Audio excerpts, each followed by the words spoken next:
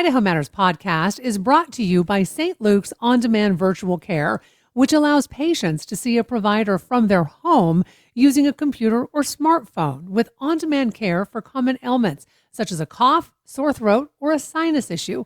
More information at stluke'sonline.org. In collaboration with Boise State Public Radio, the Community Library presents a new podcast, Sheep Stories. I'm host Vance Cunningham. Join me as we listen through the archives of the Trailing of the Sheep Festival to learn about the Scottish, Basque, and Peruvian immigrants foundational to the sheep herding industry over the past century. Hear their stories of traveling to Idaho and learning the language of the sheep. Find Sheep Stories wherever you get your podcasts and at boisestatepublicradio.org. More Idaho Matters now from the studios of Boise State Public Radio News. I'm Gemma Caudette. You know, we take a lot of our life today for granted. For example, do you ever think about where your butter comes from? I mean, do you get it from the grocery store? Do you churn it yourself? And what about that broom in your closet? Did you make that on your own? Back in the 1860s here in Idaho, those skills were essential to just getting through the day, along with things like corn husking and blacksmithing, even making your own toys. And the Schick Ostalasa Farmstead will demonstrate these skills at its 16th annual Old Time Farm Day, which will happen this coming Sunday, September 28th, as they work to keep Idaho's history alive. So back with us is Frank Eld. He's a board member of the Dry Creek Historical Society, and he is better known as the Barn Whisperer, along with Doug Cooper. He also sits on the board, and he's a reenactor with the Fort Boise Garrison. I want to welcome both of you to the program. Great to be here. Thanks. Thank you. Thanks for the opportunity. So, Frank, let me start with you. Where exactly is the farmstead for folks who aren't familiar? Well, it's out in the Hidden Springs subdivision, and it's sort of right in the center of the subdivision. It's the original house, barn, and other buildings that were part of the farmstead when the subdivision was built around it. So, tell us a little bit, Doug, about the history of the farmstead. Well, the farmstead is an outstanding example of what can come from the Homestead Act and the American Dream.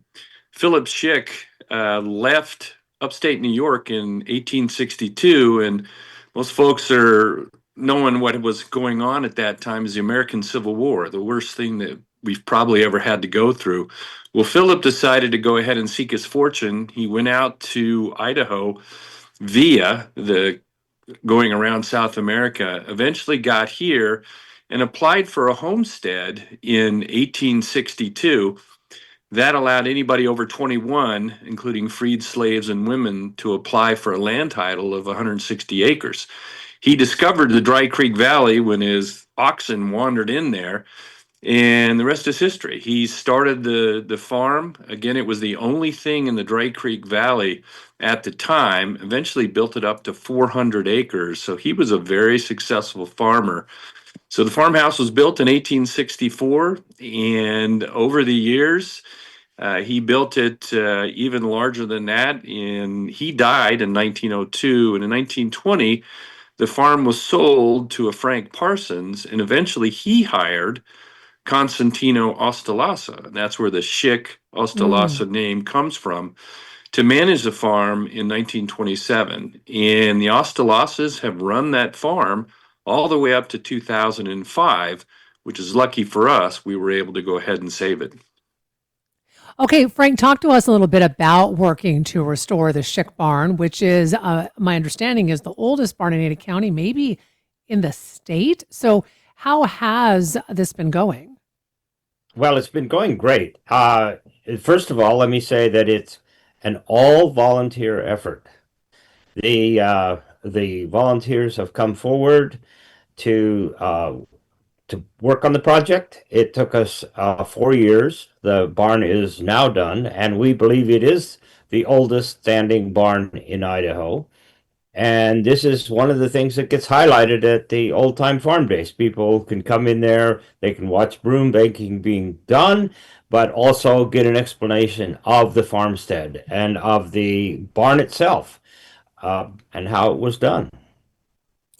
Doug, talk to us about the Fort Boise Garrison Living History Volunteers because you'll be at Farm Day. That's correct. We actually have the largest turnout we've ever had of living historians. We actually prefer the term living historians because reenactors is kind of hard to say. But what we believe is that it's our duty and our mission to educate the people of Idaho on their own history. And so we bring the ordinary lives of military and civilian folks, especially from the 19th century, alive. So we'll be at the farmstead doing everything from making butter to explaining the history of the farmstead. And perhaps one of the most popular things is weapons and equipment demonstrations for the public from everybody that's ever been stationed at Fort Boise, which was built in 1863. But this year we have a little bit additional wrinkle, which is since it's the 250th anniversary of America, we'll have two Revolutionary War soldiers, both patriots, to demonstrate flintlock muskets. And then, of course, we'll go all the way up to World War I when Fort Boise was turned over to the VA. So we'll have bolt action rifles on the other end of the spectrum. Is this a pretty good example, Frank, of what Idaho life was like back in the 1860s? It's a very good example of what Idaho life was like on the farm. It's most everything is intact there. You see it the way it was, and how it progressed over the years. It's wonderful for the school kids who come out. We do programs of education. They come out and they see life on the farm that otherwise they would never have the opportunity to see. And it's such a thrill. We just had a group yesterday that was, and the docents were telling me about how excited the kids are when they see the house, they see the barn, the axe that was actually used to build the barn is there. They love to see that. And now we've got a new addition there, which is a windmill, a functioning windmill. So that's new this year. The kids love it, and it's just a great way to educate everyone who comes there, but especially the kids. Pass on the history. And Doug, Dry Creek works to preserve Boise's farming past. Why is that so important, today that people understand this past? Well, I think it's important because if you forget your past, you might not have a future, which is a paraphrase from Abraham Lincoln.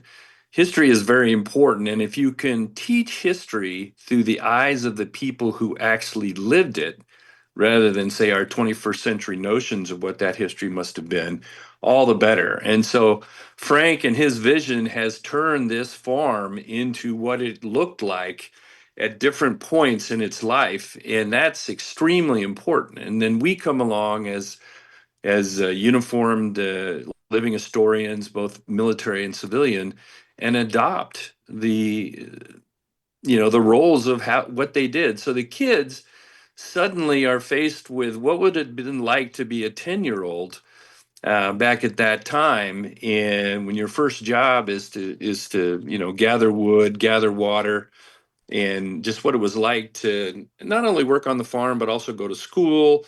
What did the soldiers do when they came out to Dry Creek to patrol, when they interacted with the farm? I think it's extremely important that we understand our history because that's what makes us Idahoans, and that's our little slice of America. Frank, I have about 1 minute left. What are you hoping that folks take away from the event on Sunday? They walk away saying, I have just stepped back in time. And this is why we do restorations and preservation. You can see anything you want on television, you can read books, all this, but if you want to experience history, you go to a place like the Shik-Oskalasa Farm where you see it, you feel it, and this is what we're hoping. People feel that history when they're there. Well, I want to thank both of you so much for taking time to talk with us today. We've been speaking with Frank Eld. He is a board member of the Dry Creek Historical Society and is better known as the Barn Whisperer, along with Doug Cooper. He also sits on the board, and he is a reenactor with the Fort Boise Garrison. And we're talking about the 16th annual Old Time Farm Day, which will be at the Shook Ostalasa Farmstead this Sunday, which is north of Boise. This is the Idaho Matters podcast. I'm Gemma Gaudet.